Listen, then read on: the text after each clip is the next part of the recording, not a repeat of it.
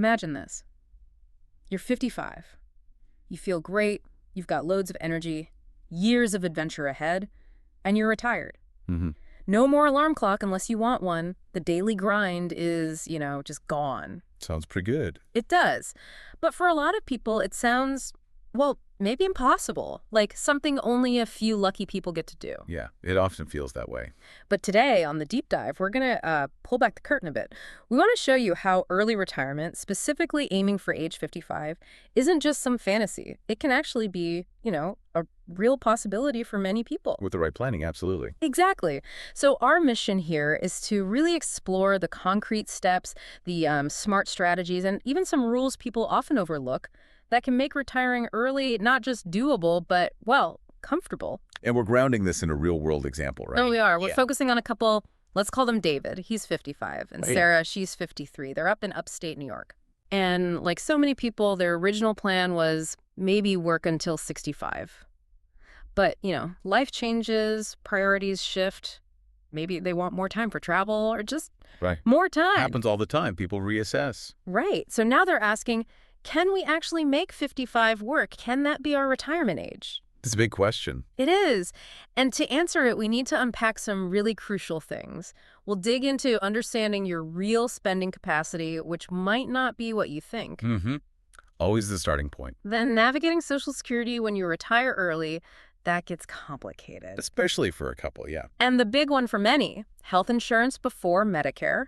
How do you bridge that gap? The elephant in the room, definitely. And finally, accessing your retirement savings. How do you get to that money without those dreaded early withdrawal penalties? It's all about strategy. It really is. Knowing the rules makes a huge difference. So if you find this deep dive helpful as we go, please do take a second, like the video, subscribe to the channel, maybe hit that notification bell so you don't miss what's next. And we genuinely want to hear from you, too. Absolutely. Let us know in the comments what other topics you'd like us to tackle in a future deep dive.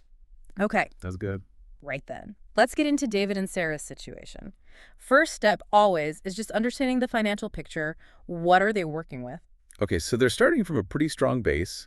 They've saved up just over $1.1 million. Okay, solid number. Yeah, and it's spread out. Some in David's 401k, there's a Roth IRA, and importantly, about $350,000 is in a regular brokerage account. That brokerage piece is interesting. We'll come back to why, I bet. Definitely. And two other huge factors. Their house is completely paid off. Wow, no mortgage payment. That's massive. It really is. And they also own a rental property that brings in $1,800 a month pretty consistently. Okay, so that rental income is like a built-in pension almost. Reliable cash flow right off the bat. Exactly. It provides a really solid floor for their income needs. Now, you mentioned spending capacity before, not just like a strict budget. Tell me more about that. How does that work? Well, instead of just saying you need to cut back to X amount, we look at what their assets and income streams can sustainably generate for them over the long haul. Okay. So it's more about what's possible, not just what's needed. Precisely. And for David and Sarah, our calculations show they can sustainably generate about $7,500 a month after taxes, net. $7,500 net. Okay. And what do they actually need or want to spend? That's the really interesting part. They figured out that their desired lifestyle, what makes them comfortable and happy, actually only costs about $6,000 a month. So wait, they can generate $7,500, but they only need $6,000. Correct. That gives them an immediate buffer, like $1,500 every single month of wiggle room. That sounds incredibly reassuring. What does that wiggle room mean for them practically? Oh, it's huge for peace of mind. It means if they want to take an extra trip or help out a family member or just face an unexpected expense, it doesn't derail the whole plan. Right, it's not scraping by, it's comfortable. Exactly. It turns early retirement from something potentially anxious into something genuinely exciting. And we can even build in more security with what we call a guardrails strategy. Guardrails? How does that work? Basically, their spending can adjust slightly based on how their investments are doing. So let's say there's a big market dip, maybe their portfolio drops, say, 21%, a big drop. Okay, scare thought. It is. But with guardrails, they'd only need to trim their spending by maybe 5%. For them, that's about $380 a month. Manageable, right? Yeah, much less scary than thinking you have to slash everything. And on the flip side, if the portfolio grows by just 5%, they could actually increase their spending by 5%. It keeps them aligned with their plan's health over decades. That's really smart. It builds in flexibility automatically. Okay, so income foundation looks solid. Let's move to Social Security. Big topic. A lot of people know benefits are based on, what, the highest 35 years of earnings. So if David and Sarah stop working at 55 and 53, that's way less than 35 years for Sarah, maybe closer for David, but still early.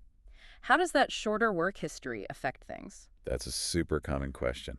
And yes, stopping work early means fewer high-earning years might factor into the calculation compared to working till, say, 67.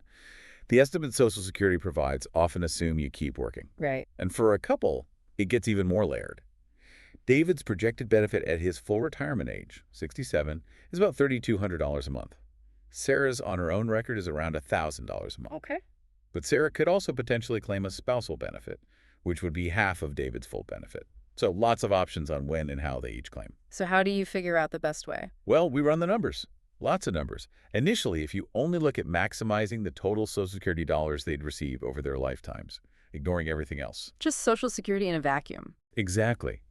In that isolated view, the optimal strategy was actually for David to wait until age 70 and Sarah to wait until age 69. That gave the highest lifetime payout, about $1.79 million projected. Wow, okay. Wait till 70 and 69. And this is crucial, that's not the whole story. Financial planning has to be holistic. You have to connect it to their entire situation. Their rental income, their savings when they actually need the money. Precisely. When you factor all that in, needing income in their 50s and 60s, wanting to draw down their portfolio strategically, having that rental income, their recommendation changes quite a bit. Okay, so what's the better strategy when you look at the big picture? The analysis showed the optimal integrated strategy is actually for David to claim at age 69 and for Sarah to claim much earlier at age 62. Oh, interesting. So she takes it early. He waits almost as long. Why does that work better? See, it helps smooth out their income and allows them to rely less heavily on drawing down their investment portfolio, especially in those bridge years before David claims. It preserves more of their capital for later in life. That makes sense. It's not just about maximizing Social Security, but making the whole plan work smoothly. But what if they don't want to wait that long? What if they both just decided, let's take it at 62? How bad is that? That's a really important question because people worry about getting it perfectly right. Yeah. And honestly, the difference isn't always as massive as you might think. Really? Yeah. If they both decided to claim at 62, their total projected monthly income in retirement might be around $7,940 instead of, say, $8,120 with the optimal strategy. So maybe $100, $200 a month difference? Roughly, yes. Which, in the context of an $8,000 monthly income, is not insignificant, but it might not be worth major lifestyle sacrifices or anxiety to achieve that perfect optimization. That's really good perspective. It takes some pressure off. Knowing the options is key, but absolute perfection isn't always the only path to confidence. Exactly. Confidence comes from understanding the trade-offs. Okay, let's pivot to the next big hurdle. Health insurance before Medicare kicks in at 65. You called it the elephant in the room. It really is for so many people thinking about early retirement. David and Sarah assumed it would cost them about $1,000 a month, which sounds plausible, honestly. That's a big chunk of their $6,000 spending goal. It is. And it's a cost that stops a lot of early retirement dreams cold. But here's where things get really interesting thanks to the Affordable Care Act, the ACA. Ah, the subsidies. The subsidies, they can be an absolute game changer. But you have to understand how they work. Many people just assume they won't qualify or that it's too complicated. So how does it work? What's the key? The key is how your income is calculated for those subsidies. It's based on something called Modified Adjusted Gross Income, or MTI. MBI, okay. And here's the crucial part for early retirees. Certain types of income, like that rental income David and Sarah have, and withdrawals from a regular brokerage account, not a 401k or traditional IRA, are often treated very favorably in the MDI calculation. Meaning their NGI could be lower than their actual cash flow. Potentially much lower. This allows them to qualify for significant subsidies, even if they're pulling in a decent amount of cash to live on. Okay, give us the numbers for David and Sarah. This sounds important. It's pretty dramatic. Based on structuring their income to have a MAGI around $65,000. Remember, they need about $72,000 a year, $6K a month, to live on. Right. A good quality health insurance plan for them, a 55-year-old male and 53-year-old female in New York for 2025, might normally cost around $858 a month. Okay. Close to their $1,000 estimate. Right. But with the ACA subsidies, based on that $65,000 MAGI, their actual out-of-pocket cost for that same plan drops to just $87.92 per month. Wait, from $858 down to $87. Seriously? Seriously, under $90 a month for comprehensive coverage. That is unbelievable. That completely changes the affordability calculation for early retirement. It absolutely does. It turns a massive perceived obstacle into something very, very manageable with careful planning of how you generate your income in those pre-Medicare years. So the message for you listening is, don't just assume health insurance will cost a fortune. You absolutely need to investigate the ACA subsidies based on how you might structure your income. Could your costs be way lower than you think? It's essential homework for any potential early retiree. Okay, mind blown on that one. Let's tackle the final piece. Getting money out of retirement accounts early without the 10% penalty before age 59 and a half. Another big fear. Yep, the penalty fear is real. People work so hard to save. The last thing they want is to give 10% back to the IRS just for accessing their own money a few years early. So how do David and Sarah, especially David at 55, get around this? Well, luckily, the IRS has some specific exceptions. The big one here is often called the age 55 rule. Age 55 rule. Okay, what is it? It's pretty straightforward, but the details matter. If you separate from service, meaning you quit, get laid off, or retire from your job in the calendar year you turn 55, or any year after that. Okay, so David, being 55 this year, qualifies if he retires now. Exactly. He qualifies.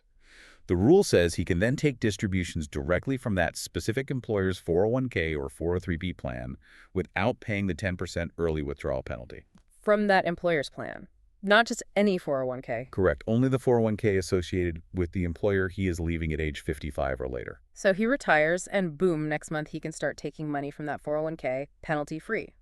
He still pays income tax, obviously. Right. Ordinary income tax still applies, but that extra 10% hit is gone. It's a huge benefit for someone retiring right around that age. Okay, are there any catches? It sounds too good to be true. There's one really, really critical catch that trips people up all the time. This rule applies only to the employer plan, the 401k or 403b. It does not apply to traditional IRAs. So if David retired and immediately rolled his 401k into an IRA, He would lose the ability to use the age 55 rule.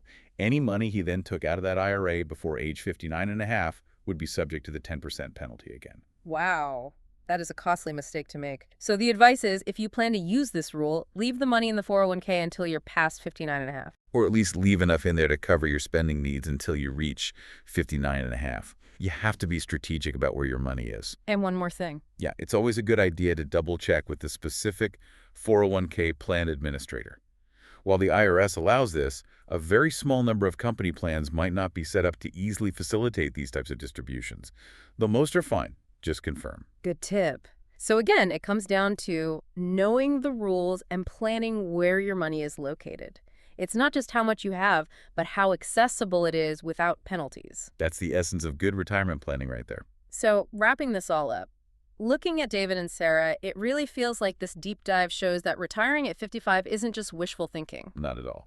With smart, informed planning, looking at your real spending power, being strategic about Social Security, leveraging those ACA subsidies for health insurance, and knowing the rules like the age 55 one, it becomes, well, achievable. Absolutely. And what's really cool, I think, is seeing how all these different pieces fit together. They aren't separate issues. Right, they all interact. Yeah, the rental income affects the ACA calculation, which affects how much they need to pull from the 401k using the age 55 rule, which influences the Social Security timing. Yeah. It's all interconnected. It really paints a picture of how a robust early retirement plan is built layer by layer. Understanding how these rules weave together is what transforms that daunting prospect into a set of, like you said, manageable strategies. So a final thought maybe for you listening, what really stands out to you about how these financial pieces click together for David and Sarah?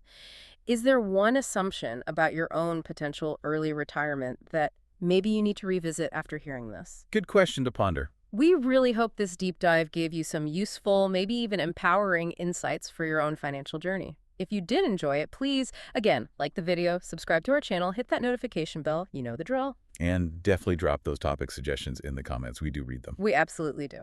Until next time, stay curious, stay informed.